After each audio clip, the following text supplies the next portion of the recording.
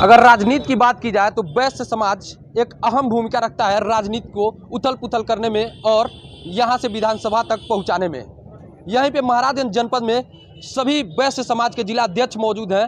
राजनीतिक पार्टियों को अल्टीमेटम ये लोग दे रहे हैं, अपने माध्यम से कह रहे हैं कि हमारे वैश्य समाज को सभी राजनीतिक पार्टियां झंडा ढुआने और फंडिंग कराने के लिए सिर्फ रखती है। वहीं हमारे समाजनीतिक पार्टियों में टिकट नहीं दिया जाता है, सिर्फ पीछे जिंदाबाद जिंदाबाद के नारे लगाए जाते हैं। आइए हमारे साथ महाराजगंज जनपद के वैश्य समाज के विभिन्न अध्यक्ष हैं, उनसे बात करते हैं क्या पार्टियों से क्या कहना चाहते हैं, क्या है इन लोगों का पूरा उद्देश्य। जी, शुभ नाम? मैं अजय राज कशोदन जी, महाराजगंज कशोदन समाज का अध्यक्ष भी हूँ और भारतीय वैश्य चेतना महासभा का संयोजक भी हूँ। आज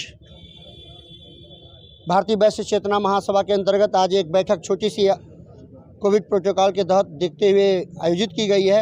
महाराजगंज के 5 विधानसभाओं में अभी तक किसी भी राजनीतिक दल के द्वारा, चाहे भाजपा हो, सपा हो, बसपा हो, कांग्रेस हो, आम आदमी पार्टी हो, कोई भी राजनीतिक दल किसी भी वैश्य समाज के प्रत्याशी को नहीं बनाया है, जिसके विरुद्ध में अभी भाजपा ने 2 जगह पे। अगर माना जाए तो वैश्य समाज कहा जाता है बीजेपी की फिक्स डिपॉजिट वोटर होते हैं, तो ऐसे में बीजेपी आप लोगों के साथ क्या रवैया रखती है? बहुत अब तक बीजेपी महाराजगंज जनपद में कितने प्रत्याशियों को वैश्य समाज से उतारा है? श्रीमान जी, आपने जो बात कहा ये जमाना बीत चुका है। अभी तक क्या है, वैश्य समाज क्या है, भाजपा या सपा का कठपुतली हुआ करती थी, लेकिन अब इसमें वैश्य समाज में भी लोग जागरूक और शिक्षित लोग आ गए हैं। अब जहां हमारी जितनी हमारी हिस्सेदारी उतनी हमारी भागीदारी, चाहे वो भाजपा हो, सपा हो, बसपा हो, जो भी हो, अगर हमारे वैश्य समाज को अगर वो प्रत्याशी नहीं बनाते हैं तो उनको हम लोगों की तरफ से नारा दिया गया है कि वैश्य समाज के प्रत्याशी को टिकट नहीं तो वैश्य समाज का वोट भी नहीं, क्योंकि हम वैश्य समाज। तो महाराजगंज में अब तक कितने वैश्य समाज को टिकट दिया गया है? ये विभिन्न पार्टियां हैं, उसमें कितने? मैं अभी तक इस विधानसभा चुनाव में 2022 के 2022 के इस विधानसभा चुनाव में अभी भाजपा ने अपने प्रत्याशी को उतारा है। जो अभी फरिंदा में और पनेरा में हम लोगों ने मांग किया था कि श्री जनार्दन गुप्ता जी को जो वैश्य समाज से आते हैं, कृष्ण गोपाल जायसवाल जी को जो वैश्य समाज से आते हैं, पनेरा से दिया जाए। अभी सिसवा बाजार से भी बहुत सारे वैश्य प्रत्याशी हैं, जैसे आरपीआई और भाजपा के गठबंधन से श्री राजू मदेसिया जी, कांग्रेस से राजू गुप्ता जी, समाजवादी पार्टी से सुशील टिबड़वाल जी, गौरी शंकर गुप्ता जी, तमाम ऐसे हैं लोग।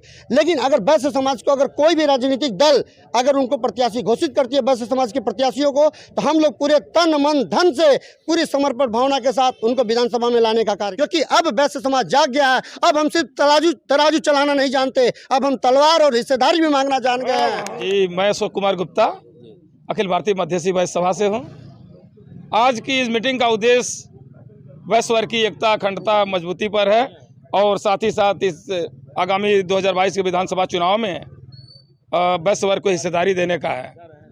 सारी पार्टियों से मांग है कि प्रत्येक जनपद से एक वैश्य को चुनाव कर लें, जो भी वैश्य अच्छा हो, चुनाव जीतने में सक्षम हो उसको। तक तो अगर जनपद की बात की जाए महाराजगंज, तो यहाँ तो बहुतायत सीटें वितरित हो चुकी है, जिसमें वैश्य समाज से किसी को नहीं लिया। जी, आपकी बात से पूरी तरह सहमत हूँ। 2 या 3 सीटें जो भाजपा द्वारा भी वितरित हो चुकी हैं, विभिन्न पार्टियों द्वारा भी जो है तमाम सीटें वितरित की जा चुकी हैं, लेकिन अभी कुछ सीटें ऐसी हैं जो सिसवा है, सिसवा में अभी क्लियर नहीं हुआ है, किसी भी बड़ी पार्टी का कोई चेहरा नहीं आया है अभी जो है। किसको आप लोग चाहते हैं कि वैश्य समाज से किसको उतारा जाए सिसवा विधानसभा? मैं चाह रहा हूं कि जो भी विनिंग कैंडिडेट हो, जो बड़ी पार्टी से आएगा संभवतः वही विनिंग कैंडिडेट होगा। लेकिन अभी तक वैश्य वर्ग जो है मूल रूप से भाजपा के साथ जुड़ा हुआ था बहुत दिनों से। अच्छा। मैं स्वयं भी जुड़ा रहा हूँ, वोट देता आया हूँ अभी तक।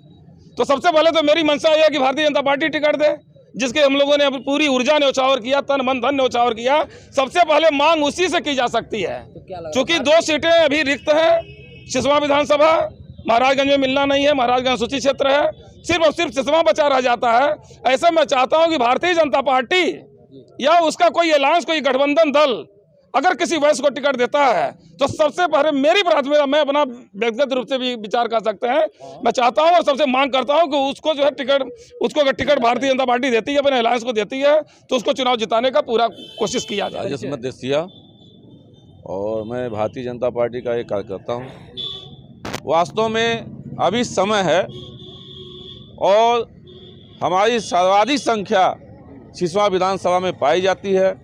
हम 27% से ऊपर हैं और मैं पुनः अपने जो शीर्ष नेतृत्व जो टिकट वितरण में लगे हुए हैं, मैं उनसे एक रिक्वेस्ट और प्रार्थना करना चाहता हूं आपके माध्यम से कि वो हमारे हमारे वैश्य समाज से एक टिकट जरूर दें, क्योंकि इसकी योग्य है, और जिसको भी दे देंगे उसको हम जिता के और अच्छे बहुमत से, और यहाँ तक कि महाराजगंज का सबसे ज़्यादा वोट से जिता के हम विधानसभा में भेजने का प्रयास करेंगे।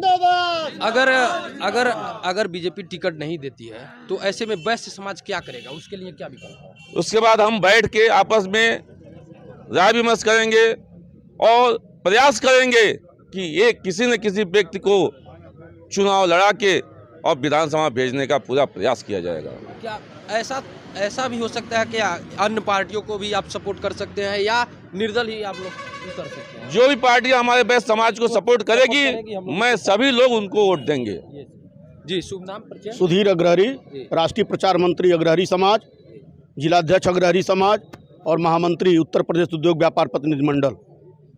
बताएं क्या उद्देश्य है और क्या किस चीज को लेकर यहाँ पे? पहली बात, थोड़ा सा मैं लीक से हट करके एक बात करना चाहता हूँ। आज़ादी के बाद महाराजगंज विधानसभा को अनुसूचित बनाकर रखा गया है, जबकि कुशीनगर जिले में, बस्ती जिले में, सिद्धार्थनगर जिले में जो अनुसूचित सीट थी उसको हटा करके दूसरी विधानसभा को अनुसूचित कर दिया गया। महाराजगंज मुख्यालय के लोगों को चुनाव लड़ने के लिए सिसवा और पनियरा का मुंह देखना पड़ता है, वहाँ से टिकट मांगना पड़ता है। अगर 73 वर्षों में महाराजगंज अनुसूचित सीट को हटा दिया जाए तो महाराजगंज के जो लोकल वैश्य समाज के लोग हैं कहाँ जाएंगे दूसरे विधानसभा में? अपनी विधानसभा से टिकट मांगेंगे।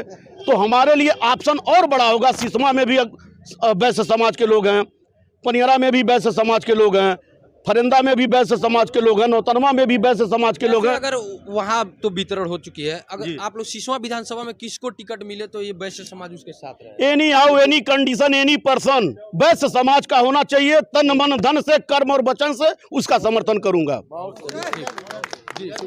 मैं राम सेवक साहू, भारतीय वैश्य चेतना महासभा के जिलाध्यक्ष और अखिल भारतीय उद्योग व्यापार मंडल के जिला संरक्षक हूं और साहू समाज के जिला संरक्षक हूं।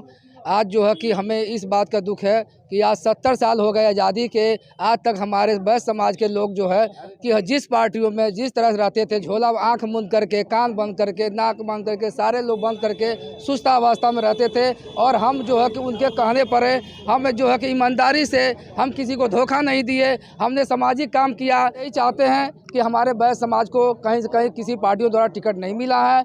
अभी कुछ टिकटें बाकी है, कई सिसवा विधानसभा से बाकी हैं। कम से कम इसी पर निगाहें सबकी महाराजगंज वालों की टिकी हुई है और पूरे जिले से सभी लोगों में भड़ास है कि 5 विधानसभा में अभी तक कोई न्यूज़ नहीं आया वैश्य समाज को कि हमारे वैश्य समाज के लोगों को टिकट मिला है। और इससे लेकर बहुत आहत हमारा समाज। यदि अगर किसी पार्टी से टिकट नहीं मिलता है तो वैश्य समाज खुद अपने बैनर पर अपना चुनाव लड़ाएगी। यदि नहीं लड़ाएगी, ऐसा समर्थ नहीं होगा तो हम सब लोग मिलकर नोटा का प्रयोग करेंगे।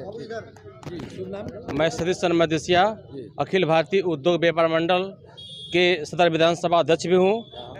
जैसे जिला महाराजगंज में 5 विधानसभा है, 3 जगह जो हो चुका है और सदर तो मान लीजिए आरक्षित है, केवल सिसवा विधानसभा बचा है।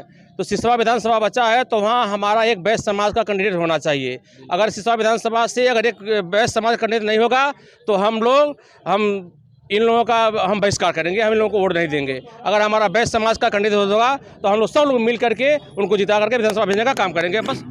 जी, मैं गोविंद गुप्ता, जिलाध्यक्ष साहू चौपाल महाराजगंज। क्या मांग है, क्या उद्देश्य, मांग किस चीज़ को लेकर आप लोग? जी, मांग यही है कि हमारे समाज को, वैश्य समाज को ज़्यादा से ज़्यादा संख्या के हिसाब से भागीदारी मिले।